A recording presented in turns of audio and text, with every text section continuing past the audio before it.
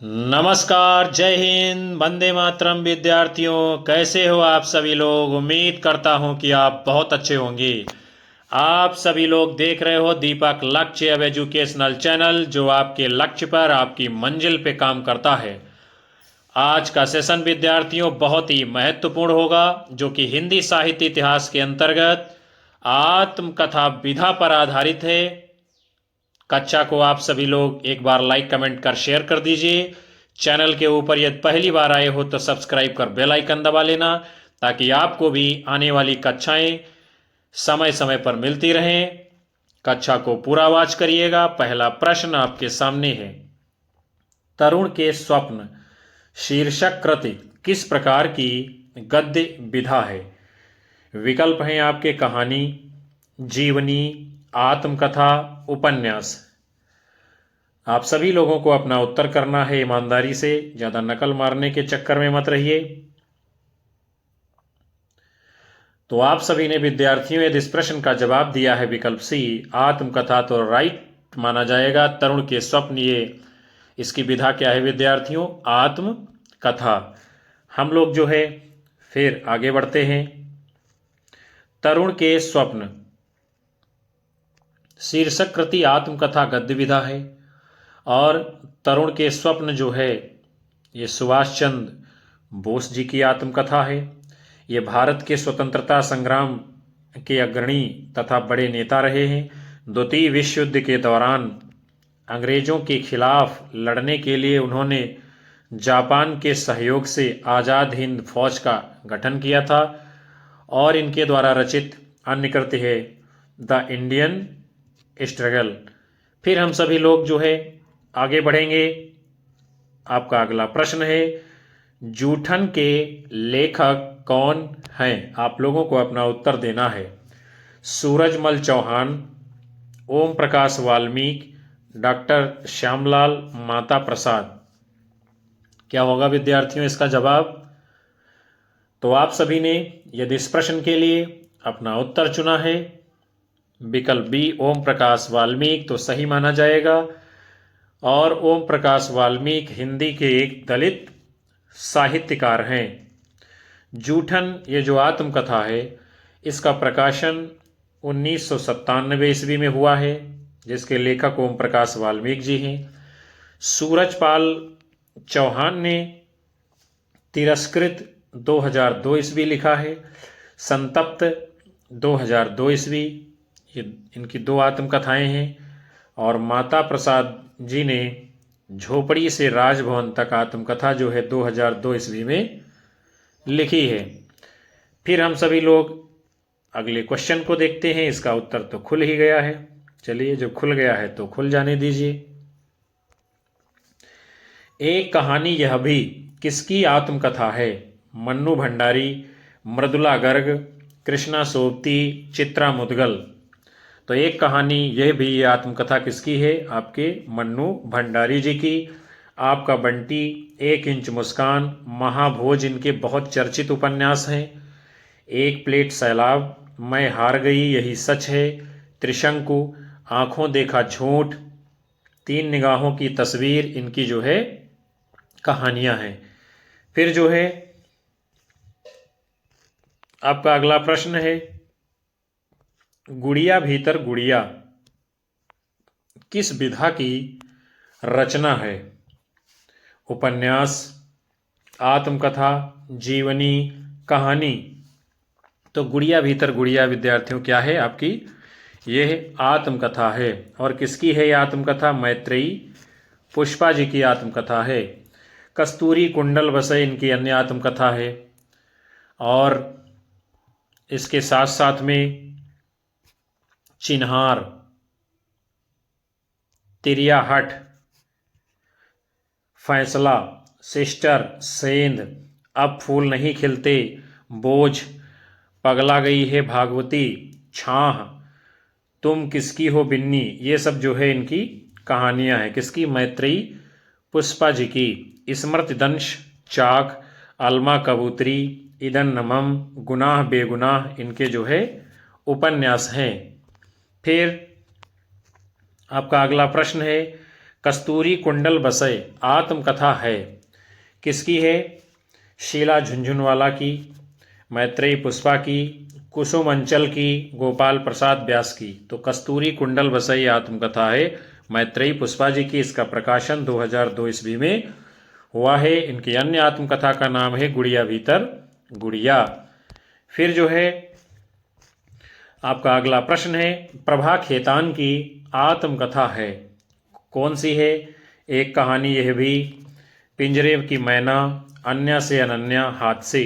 तो प्रभा खेतान जी की आत्मकथा कौन सी है? विकल्प सी, अन्या से अनन्या। इसके बाद जो है हम लोग कुछ महत्वपूर्ण आत्मकथा को देखते हैं, उनका प्रकाशन देखेंगे। एक कहानी यह भी 2007 ईस्वी में मन्नू भंडारी की आत्मकथा है। पिंजरे की मैना 2008 ईस्वी चंद्र किरण सोन रिक्शा की आत्मकथा है। अन्या से अनन्या 2007 प्रभा खेतान की है। हादसे 2005 ये रमणिका गुप्ता जी की आत्मकथा है। आपका अगला प्रश्न है, लगता नहीं है दिल मेरा, किसकी आत्मकथा है? रमानाथ त्रिपाठी, कृष्णा अग्निहोत्री, रामदरस मिश्र, मन्नू भंडारी। तो लगता नहीं है दिल मेरा, ये आत्मकथा किसकी है? कृष्णा सोपती जी की। इसका प्रकाशन 1997 ईस्वी में हुआ है। फिर जो है रामदरस मिश्र जी की रचनाओं को देखते हैं। प्रथम भाग 1984 ईस्वी जहां मैं खड़ा हूं। द्वितीय भाग रोशनी की पगडंडियां। तीसरा भाग टूटते बनते दिन। चौथा भाग उत्तरपथ। पंचम भाग फुर्सत के दिन, जिसका प्रकाशन 2000 ईस्वी में हुआ है। ये क्या है? रामदरस मिश्र जी की आत्मकथा। उसके बाद में मन्नू भंडारी जी की आत्मकथा क्या है?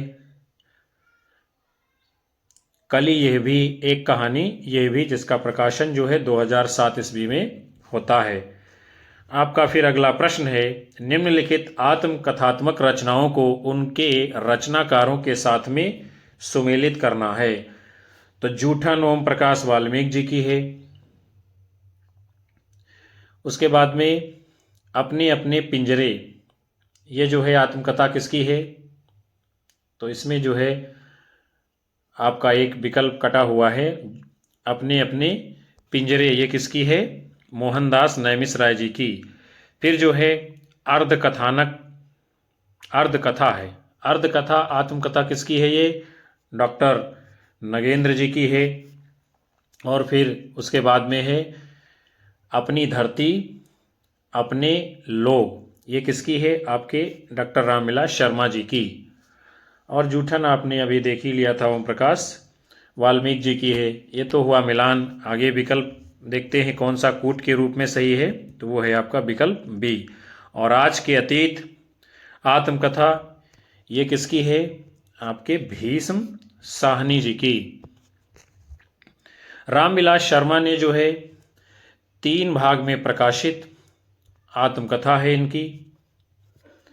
मुंडेर पर सूरज, देर सवेर, आपस की बातें, जिसका प्रकाशन जो है अपनी धरती अपने लोग शीर्षक से 1996 ईस्वी में होता है। अगले क्रम की ओर बढ़ेंगे। आपका प्रश्न है, निम्नलिखित में से कौन सी आत्मकथा हरवंश राय बच्चन के द्वारा लिखित नहीं है? अपनी खबर, क्या भूलूं क्या याद करूं, 10 द्वार से सोपान तक, नीड़ का निर्माण फिर। तो जो नहीं है इनमें से हरवंश राय बच्चन की आत्मकथा, आपका विकल्प ए यदि उत्तर दिया है आप सभी ने तो सही माना जाएगा, अपनी खबर। क्योंकि अपनी खबर ये जो आत्मकथा है ये है पांडे बेचन शर्मा उग्र जी की।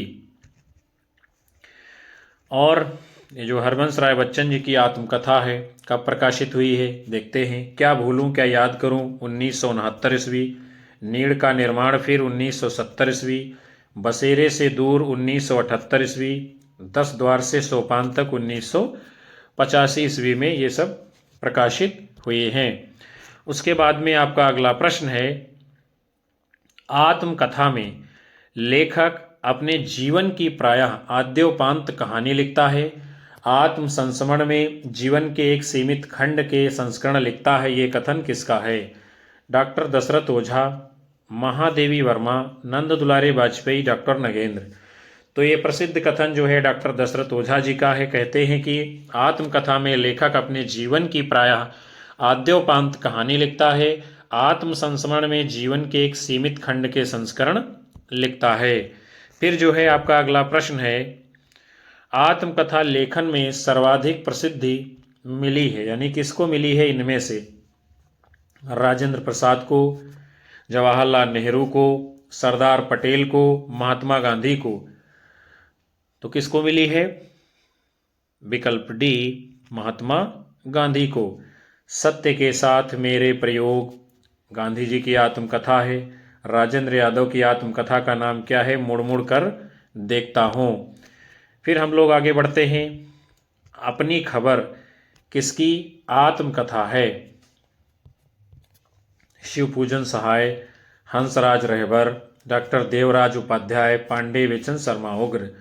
तो अपनी खबर ये आत्मकथा किसकी है विद्यार्थियों? विकल्प डी, पांडे बेचन शर्मा उग्र जी की, जिसका प्रकाशन 1960 ईस्वी में हुआ है। फिर जो है हंसराज रहबर जी की आत्मकथा का नाम क्या है? मेरे 7 जन्म, जिसका प्रकाशन 1986 ईस्वी में हुआ है और ये 3 भागों में है।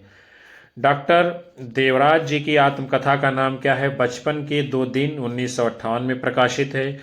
प्रथम भाग यौवन के द्वार पर 1970 में और द्वितीय भाग तथा शिवपूजन सहाय जी की आत्मकथा का नाम क्या है? मेरा जीवन, जिसका प्रकाशन 1985 ईस्वी में हुआ है। हम सभी लोग फिर आगे बढ़ेंगे। आपका अगला प्रश्न है, निम्नलिखित में से कौन सा सही सुमेलित है? कौन है? अपने अपने पिंजरे ओम प्रकाश वाल्मीकि, गलत है। जूठन मोहनदास नैमिषराय, ये भी गलत है। बसेरे से दूर वृंदावन लाल वर्मा, ये भी गलत है। जो सही है विकल्प सी, अपनी धरती अपने लोग। आत्मकथा किसकी है? डॉक्टर रामविलास शर्मा जी की। बाकी जो है सारे विकल्प गलत हैं। और अपनी धरती अपने लोग, ये जो आत्मकथा है रामविलास शर्मा जी की, इसका प्रकाशन विद्यार्थियों 3 भागों में हुआ है। और ये कब प्रकाशित हुई है? 1996 ईस्वी में। अपने अपने पिंजरे 1995 ईस्वी में मोहनदास नैमिषराय की है। जूठन 1997 ईस्वी में आत्मकथा ओम प्रकाश वाल्मीकि की है। बसेरे से दूर 1978 ईस्वी हरवंश राय बच्चन जी की आत्मकथा है। हम सभी लोग जो है अगले क्वेश्चन की ओर बढ़ेंगे। इनमें से कौन सी रचना आत्मकथा है? बचपन, ठेले पर हिमालय, निंदा रस, आखिरी चट्टान। तो जो है आत्मकथा विधा की रचना, उसका नाम है विकल्प ए, बचपन। ठेले पर हिमालय ये जो है धर्मवीर भारती जी का निबंध है। निंदा रस हरि शंकर परसाई जी की व्यंग्यात्मक निबंध रचना है। और आखिरी चट्टान तक जो है मोहन राकेश जी का ये यात्रा वृत्तांत है। आपका अगला प्रश्न है, आत्मनिरीक्षण किसकी आत्मकथा है?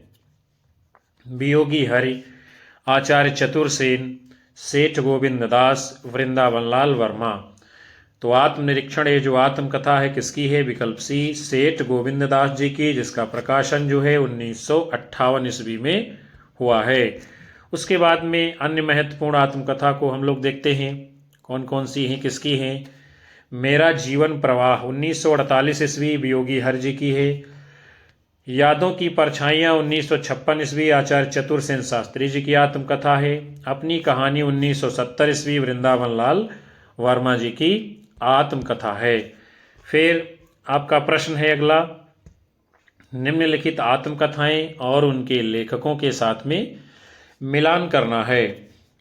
सहचर है समय, ये जो है आत्मकथा किसकी है विद्यार्थियों? कस्तूरी कुंडल बसे, टुकड़े टुकड़े दास्तान, घर की बात। तो यानी इसमें पूछा जा रहा है कि उनके लेखों में कौन सा युग्म सही है, ये पूछा जा रहा है। तो चलिए देखते हैं। सहचर है समय, अमृता प्रीतम। कस्तूरी कुंडल बसे, प्रभा खेतान। टुकड़े टुकड़े दास्तान, अमृतलाल नागर। घर की बात, चतुरसेन शास्त्री। तो इनमें से जो सही है विद्यार्थियों आपका विकल्प सी है, टुकड़े टुकड़े दास्तान। ये जो आत्मकथा है किसकी है? अमृतलाल नागर जी की। बाकी सारे विकल्प और आत्मकथा क्या है? गलत है। और टुकड़े टुकड़े दास्तान, इस आत्मकथा का प्रकाशन कब होता है? 1986 ईस्वी में। सहचर है समय 1991 ईस्वी में, रामदरस मिश्र जी की आत्मकथा है। कस्तूरी कुंडल बसे 2002 ईस्वी में, मैत्रेयी पुष्पा की आत्मकथा है। घर की बात 1983 ईस्वी, रामविलास शर्मा जी की आत्मकथा है। हम सभी लोग आगे बढ़ेंगे। आपका अगला प्रश्न है, 4 खंडों में प्रकाशित बच्चन जी की आत्मकथा का प्रथम खंड इनमें से कौन सा है? बहुत ही महत्वपूर्ण प्रश्न है। बसेरे से दूर, नीड़ का निर्माण, फिर क्या भूलूं क्या याद करूं, 10 द्वार से सोपान तक। आप सभी लोगों को अपना उत्तर करना है। जो हरबंस राय बच्चन की आत्मकथा 4 भागों में प्रकाशित है, उसके प्रथम खंड का नाम क्या है? तो आप सभी ने यदि अपना उत्तर किया है, इसके लिए विकल्प सी, क्या भूलूं क्या याद करूं, तो राइट माना जाएगा। क्या भूलूं क्या याद करूं, यही है प्रथम खंड, जिसका प्रकाशन जो है कब होता है? 1969 ईस्वी में। नीड़ का निर्माण फिर 1970 ईस्वी में। बसेरे से दूर 1978 ईस्वी में। 10 द्वार से सोपान तक 1985 ईस्वी में प्रकाशित आत्मकथा है। फिर जो है आपका अगला प्रश्न है, निम्नलिखित आत्मकथाओं को उनके लेखकों के साथ में मिलान करना है। चलिए देखते हैं। तो सबसे पहले है हादसे। हादसे किसकी है? रमणिका गुप्ता की। एक विकल्प नीचे कटा हुआ है, आप लोग मिलान कर लेना। फिर जो है आपका है मुड़ मुड़ कर देखता हूं। तो मुड़ मुड़ के देखता हूं, ये आत्मकथा किसकी है? राजेंद्र यादव जी की। शिकंजे का दर्द, ये आत्मकथा किसकी है? सुशीला टाकभौरे जी की। और जूठन ओम प्रकाश वाल्मीकि जी की है। हादसे रमणिका गुप्ता की है। तो कूट के रूप में आपका विकल्प सी सही होगा। फिर उसके बाद में आपका अगला प्रश्न है, प्रकाशन वर्ष के अनुसार निम्नलिखित आत्मकथाओं का सही अनुक्रम क्या होगा? लगाना है हम लोगों को। आज के अतीत, सहचर है समय, टुकड़े टुकड़े दास्तान, क्या भूलूं क्या याद करूं। फिर जो है क्या भूलूं क्या याद करूं, टुकड़े टुकड़े दास्तान, सहचर है समय, आज के अतीत। ये प्रश्न बड़ा है, विकल्प इसके बड़े हैं। और इसका जो सही उत्तर है विद्यार्थियों, आपका विकल्प बी है। क्या भूलूं क्या याद करूं का पहले प्रकाशन होता है, उसके बाद में टुकड़े टुकड़े दास्तान का, फिर सहचर है समय, उसके बाद में आज की अतीत आत्मकथा का प्रकाशन होता है। यानी विकल्प बी आपका सही उत्तर है। चलिए हम लोग देखते हैं ये आत्मकथाएं कब प्रकाशित हुई हैं। क्या भूलूं क्या याद करूं 1969 ईस्वी में हरवंश राय बच्चन जी ने लिखा है। टुकड़े टुकड़े दास्तान 1986 ईस्वी में अमृतलाल नागर जी ने लिखा है। सहचर है समय 1991 ईस्वी रामदरस मिश्र जी ने लिखा है। आज के अतीत 2003 में भीष्म साहनी जी ने लिखा है। फिर उसके बाद में हम सभी लोग आगे बढ़ेंगे। आपका अगला प्रश्न है, निम्नलिखित में आत्मकथाएं कौन कौन सी हैं? चलिए देखते हैं कौन सी आत्मकथाएं हैं। तिरस्कृत, अपनी धरती अपने लोग, बसंत से पतझड़ तक, सहचर है समय। तो इसमें जो है हम लोगों को देखना है कौन कौन सी आत्मकथाएं हैं। तो तिरस्कृत ये भी आत्मकथा है, यानी एक। फिर उसके बाद में अपनी धरती अपने लोग, ये भी आत्मकथा है, 2। और उसके बाद में क्या है? सहचर है समय, यानी 4 नंबर, ये भी सही है। तो 1, 2 और 4 आगे जिस विकल्प में होगा वही आपका सही उत्तर माना जाएगा। तो चलिए हम लोग देखते हैं आगे क्या मामला है। 1, 2 और 4 किसमें है? विकल्प बी में, यही आपका सही उत्तर है। फिर जो है तिरस्कृत आत्मकथा के लेखक कौन है? सूरजपाल चौहान जी। अपनी धरती अपने लोग के लेखक कौन है? रामविलास शर्मा जी। सहचर है समय के लेखक कौन है? रामदरस मिश्र जी। और बसंत से पतझड़ तक के लेखक कौन है? रविंद्रनाथ त्यागी जी। अगले क्रम की ओर हम लोग बढ़ते हैं। फिर जो है आपका प्रश्न है विद्यार्थियों, यह मेरे जीवन का केवल अर्ध सत्य है, मैंने केवल बहिरंग जीवन का ही विवरण दिया है, जहाँ तक अंतरंग जीवन का प्रश्न है वह नितांत मेरा अपना है। आपको उसका संभागी बनाने की उदारता मुझमें नहीं है। उक्त वक्तव्य किसका है? रामविलास शर्मा, डॉक्टर नगेंद्र, शिवपूजन सहाय, हरबंस राय बच्चन। तो ये कथन किसका है विद्यार्थियों? यदि आप लोगों ने उत्तर दिया है विकल्प बी डॉक्टर नगेंद्र का है, माना जाएगा सही। यानी नगेंद्र जी क्या कहते हैं? यह मेरे जीवन का केवल अर्ध सत्य है। मैंने केवल बहिरंग जीवन का ही विवरण दिया है। जहां तक अंतरंग जीवन का प्रश्न है वो नितांत मेरा अपना है।